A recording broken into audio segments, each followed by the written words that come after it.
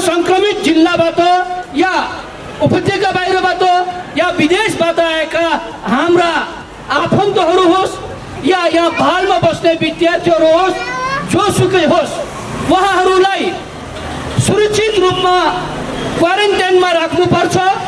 त्यो क्वारेन्टाइन भनेको स्थानीय सरकार नगरपालिकाले व्यवस्था गर्नुपर्छ। प्रत्येक नागरिकको कोठा क्वारेन्टाइन कदापि हुन सक्दैन। WHO को पनि मापदण्ड अनुसार, विश्व स्वास्थ्य संगठनको मापदण्ड अनुसार पनि हाम्रो घर, हाम्रो कोठा क्वारेन्टाइन कहिले पनि हुन सक्दैन।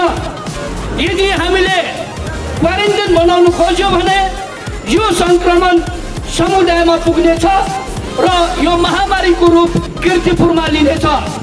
त्यसैले हामी सचेत नागरिक जनस्तरबाट स्वतस्फूर्त रूपमा यो खबरदारी प्रदर्शन गर्न आएका हौं।